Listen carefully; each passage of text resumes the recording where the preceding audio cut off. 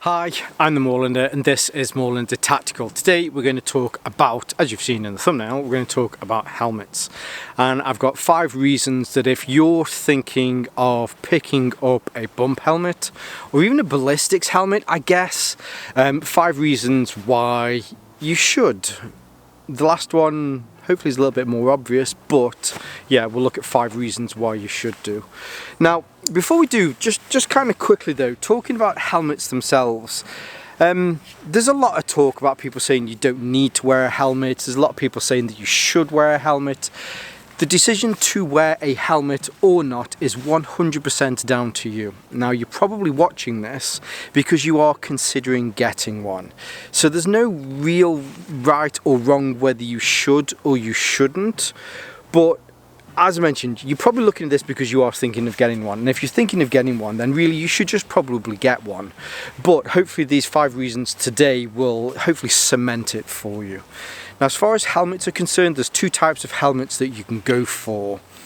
For me, in a civilian environment, I certainly don't need to ever worry, or I pray to God that I should never be in a situation where I need to worry about people actually shooting at me.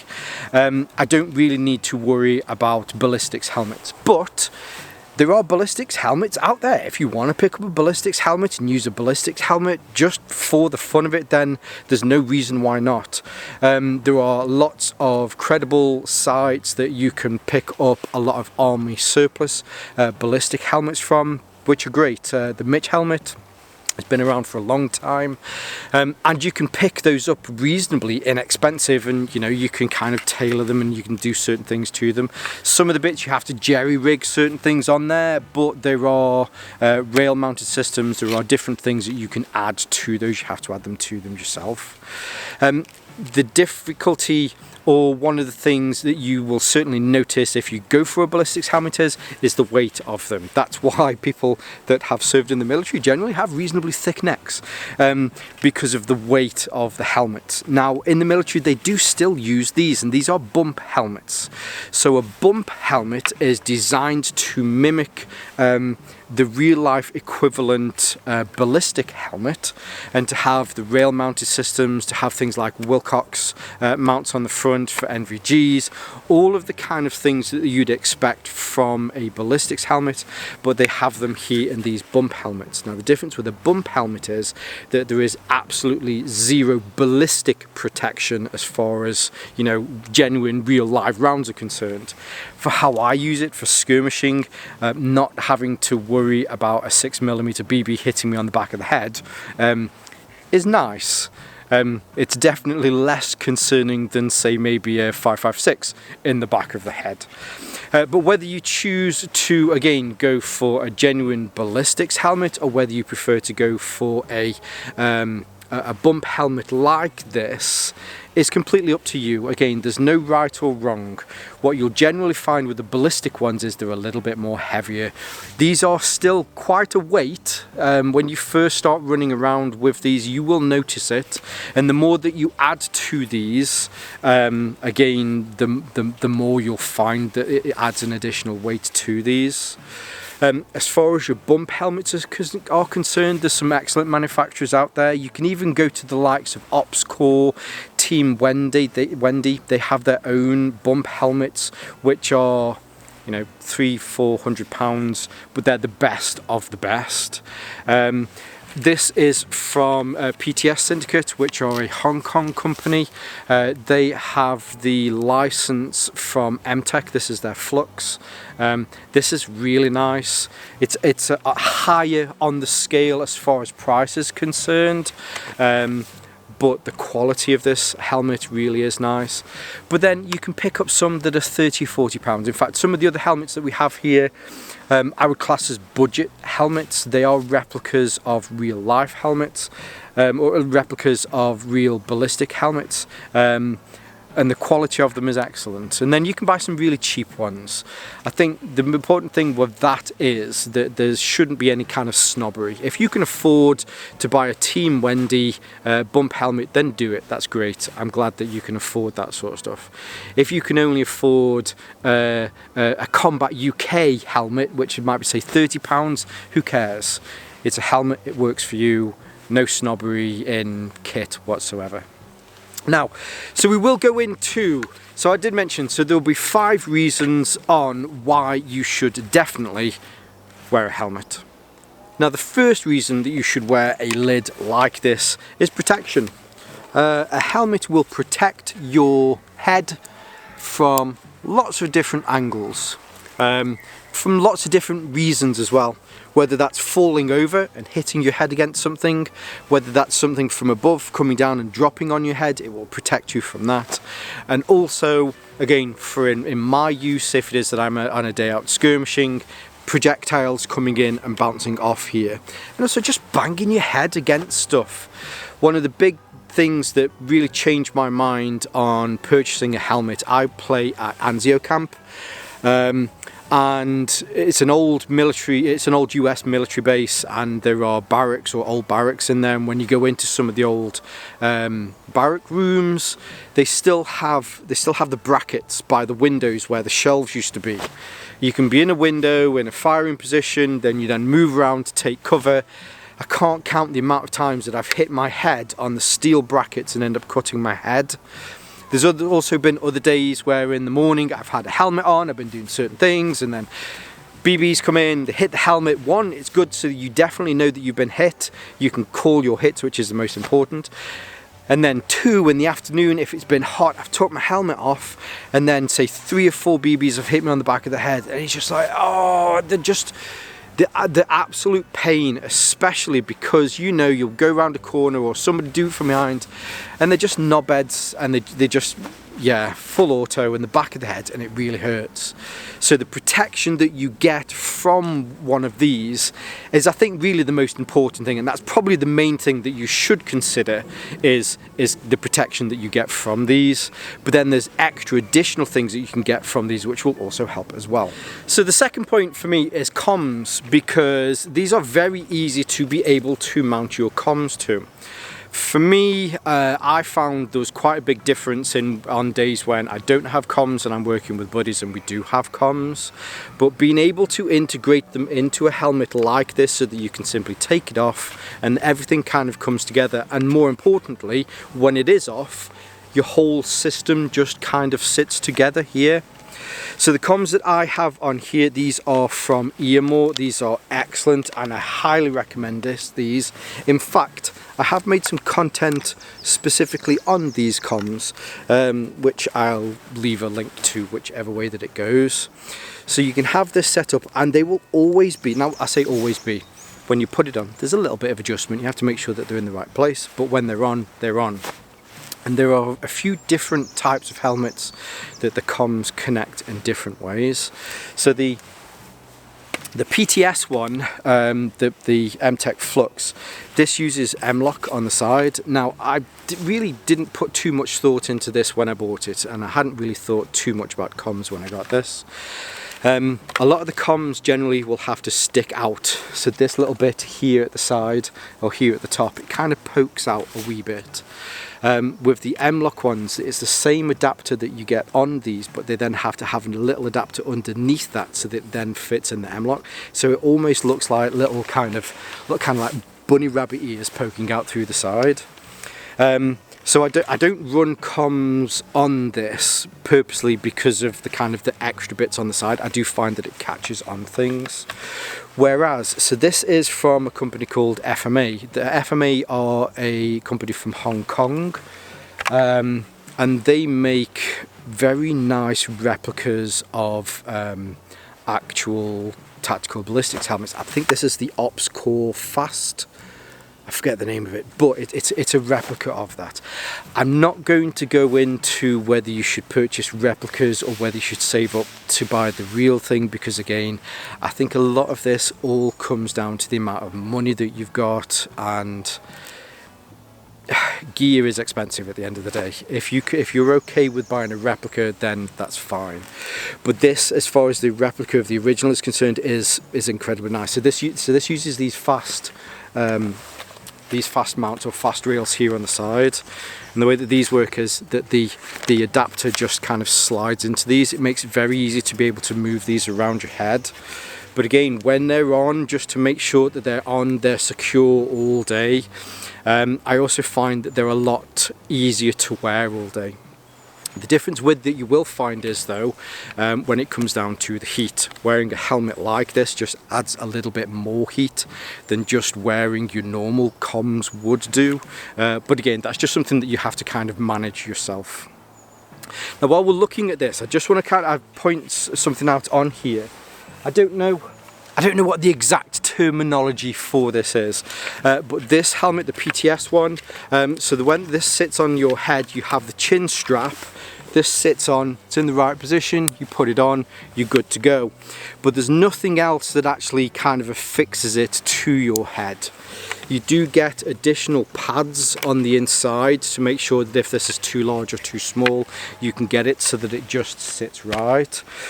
Whereas with these FMA ones, you do get this at the back, so you put it on, you put your chin strap on, and then you can get this that you wind in or wind out, and that will again just make sure that it actually clamps it down onto your head.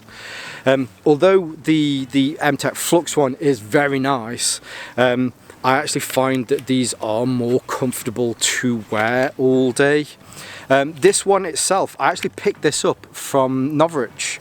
Norwich has two. I think they have just one that's a normal helmet, and then they have a premium helmet, and this is their premium helmet. It's not one of his that he's designed. As I mentioned, so this does come from a Chinese or the Hong Kong company called FMA, but these are very nice. But yes, if you're thinking of running comms, it's another great reason to have them. Now number 3, I'm going to call this kind of generic, but I'm going to call this helmet systems, and that is that with a helmet itself, it adds a lot more. Now I know I've mentioned you can add your comms to here, which is kind of part of a helmet system, but there's so much more that you can add with different things as far as modularity is concerned. Now as I mentioned, on the front here, you have a Wilcox mount, exactly the same as on here, as it is on the M-Tech Flux as well. You will have some sort of side rails. Now certain helmets don't have them, like the Mitch helmet, but you can buy third-party attachments that you can add to the side. I know some of the later generations of the Mitch helmets did have those on there, so if you can pick up one of those there, that's great. And then you'll also see around here as well that there is also hook and loop across the top of here. So the hook and loop can be used. You can attach lights to this. The side rail mounts, you can attach lights to these as well. If it is that you are running something on the front, then you will find that it will become front heavy, so often you will find that you'll have attachment to the back. Now a cracking example would be something from someone like Agilite. So they have their own helmet cover. In fact, I think they have them in different colours, but I think they've got a few different ones for different types and styles of helmets. But with a helmet cover, you'll attach it to here. It attaches on the inside with the Velcro that attaches in all of the padding that's in here. And then that means that if you want to run your battery on the back for your night vision goggles that are on the front, that will help to counterbalance the helmet. Again, I don't tend to use or don't need to use those as much. But if it is that I'm wearing some goggles, then you can get those fog away. I just forgot what the name they're called. The demist ones. So it's a little pump at the back that you can then wire. You can route the tubes through, and then it will blow cool air into your goggles to stop those from misting up. And there's lots of other different things that you can attach to this, whether you want to keep it like this and just have the hook and loop on here so that you can attach lights to this, or whether you want to go to the next level and shell out a little bit more for your helmet, so then you can buy a helmet cover for that, and again add to that helmet system and kind of everything that you can attach. Now number 4 is scrim. So this is what we call it in the UK. There are lots of different names for this all around the world. In the UK forces, generally any sort of netting or any sort of camouflaging that you attach to a helmet like this is referred to as scrim. I'm not sure why it's called scrim. In fact, I guarantee somebody who's watching this will know why it's called scrim. So let's see it in the comment, and I'll pin the comment as to why it's called scrim. but this does a very good job of being able to break up the silhouette of a helmet.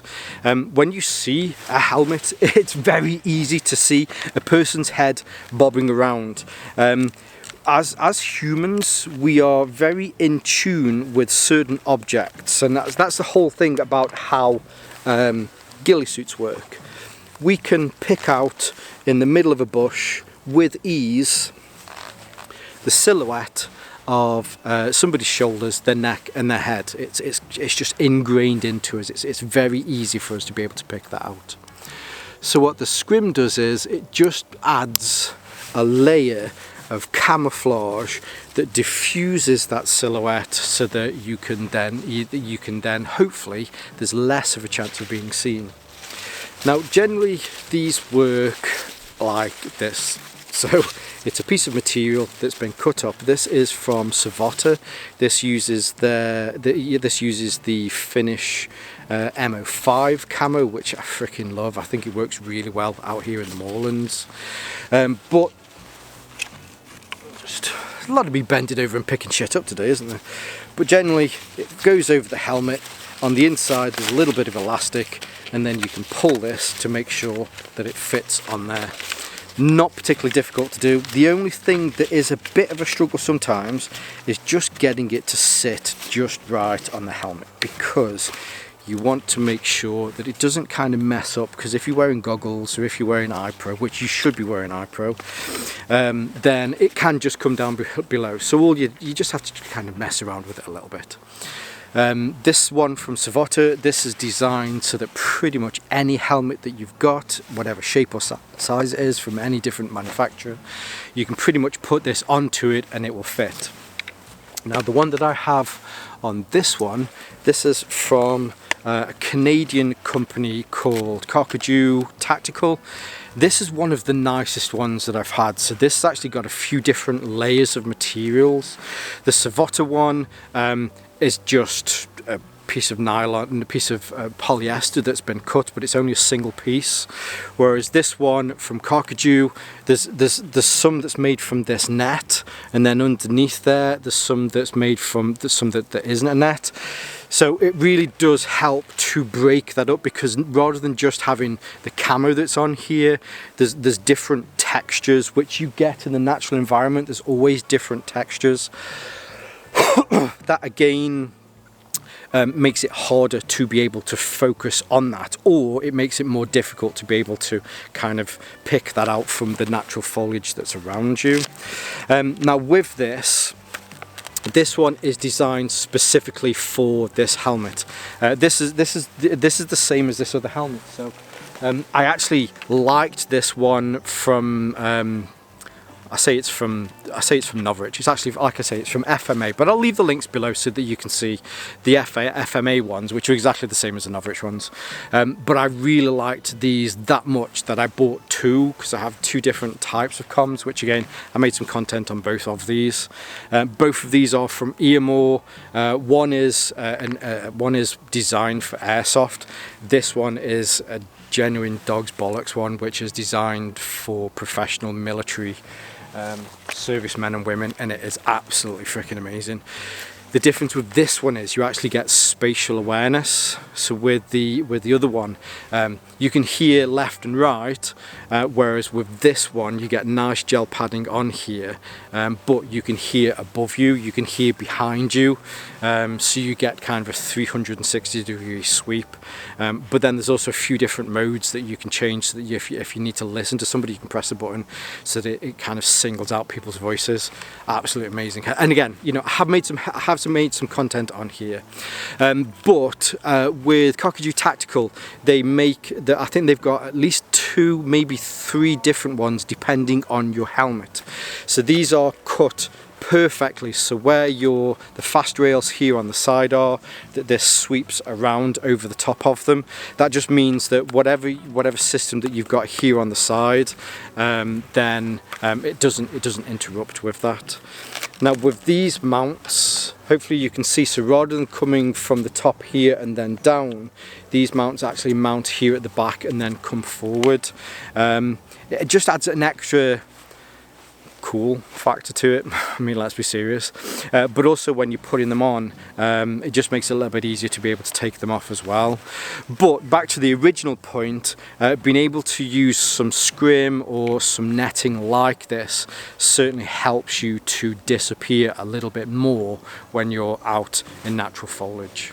Now, reason number 5, I know I said with reason number 1, reason number 1 is probably the most important, and that is protection. But reason number 5 is something that we cannot discount, and that is that helmets are cool as fuck. I know I shouldn't swear, but I don't care on this one. Helmets are cool as fuck. When you have a helmet on, it just feels just fucking cool. I think one of the things, especially with airsoft, is coming from a civilian. I don't have any military experience, and I certainly will never say that airsoft is just like being in the military. It isn't. When you get hit by a 6mm BB, you go out, and then you walk off, you respawn. That doesn't happen in the military. If you get hit by a real bullet, it has long-lasting effects. But just for the immersion, just for that kind of day of running around, acting like knobheads in the middle of the moorlands, in the middle of the woods, whether you're doing CQB, whether you're doing full-on 2-day milsims, for the immersion side, having a nice helmet, whether that's a nice budget helmet like these FMA ones are, whether that's having a nice expensive one like maybe it's from OpsCore or Team Wendy. Again, we're not going to talk about price because value depends on how much money you've got, and there should be no snobbery with that. But just having your helmet on and just being out with that kind of full immersion, you've kind of gone the next level. You've got some comms, you've got some scrim on, you've got your balaclava on underneath, you've got your goggles on, your goggles are going around the back, you walk past your car as you walk into a full day skirmish, and you look down, notice yourself in the mirror or in the reflection in the window, and you're like, fuck me, you look fit. We do this sort of stuff because it's fun, and for the immersive side, I think if you want to get more into trying to do something that's a little bit more realistic, now as I mentioned, I'm not comparing the two because one is fun with your buddies and the other one is playing airsoft in the middle of a field. No, you know what I mean with that one. It's completely different, but it's the closest thing that you'll get to that. And I saved this one purposely for last because I know, like I said at the beginning, you're probably already thinking of purchasing a helmet. And you probably are already 99.9% sure that getting one is the right decision. And hopefully just finishing off on that one, just hopefully cements that you're making the right decision. The decision really then comes down to just spending your money wisely. Don't overpay for something that a cheaper version will do. There are some very good cheap ones, and I hate to use the term cheap because cheap makes you think that they're shit. Very good value for money ones. These FMA ones are excellent. There are some very good ones out there. Of course, right, now getting back to that original point, hopefully there are the 5 reasons why you should pick up a helmet. You're already going to get one anyway, but hopefully this has helped to cement why you should pick one up. Now, of course, I'll leave all of the links to all of these. The scrim on the top of here. I'll leave some links to the content that I made for the EMO Ear Pro. I'll also leave some links to where you can pick up these different helmets from as well. Yeah, highly recommended. They are good and they are fun to kind of have on. Now, some of the downsides are heat. So I'm a very sweaty Betty. So you do have to manage your heat a little bit more with these. But generally they all have some sort of holes in the top, so that it will help to do that.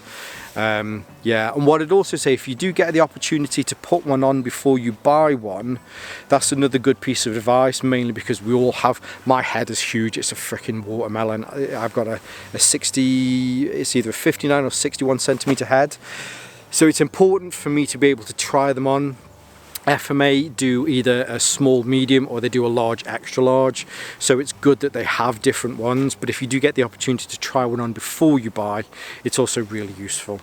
Yeah, so again, I'm a bit rambled on at that last point, but I'll leave all of those links below.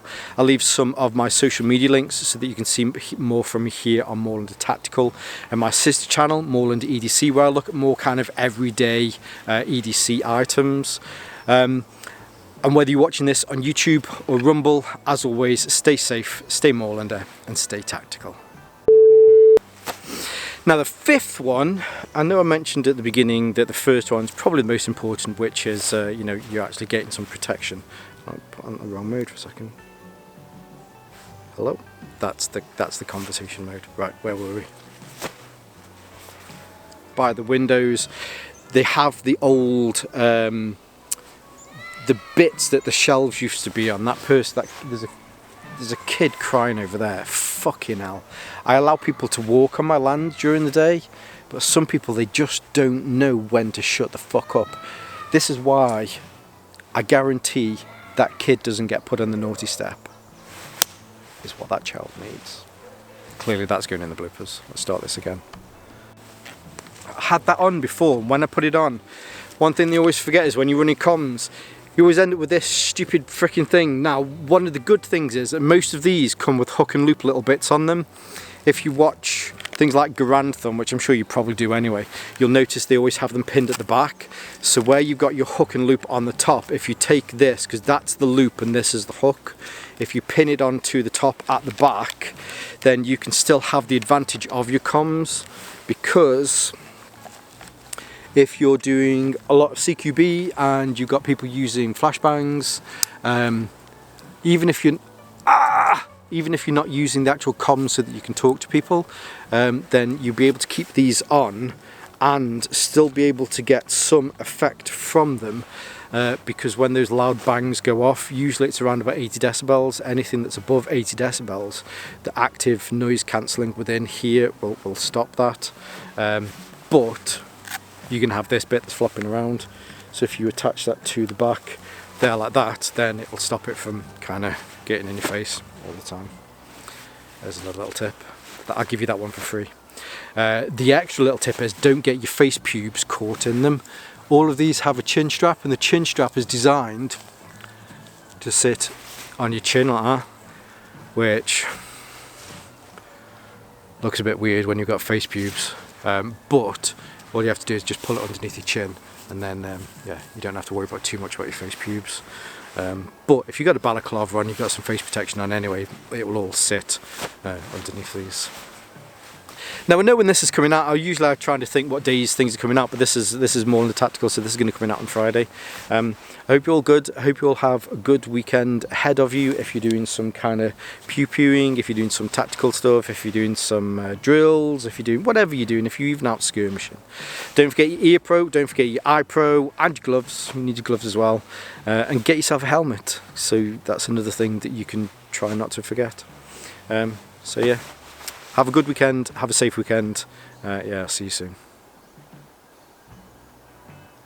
I have to stand here for a second while I wait for that little end card bit to come up, so I'll see you in a bit.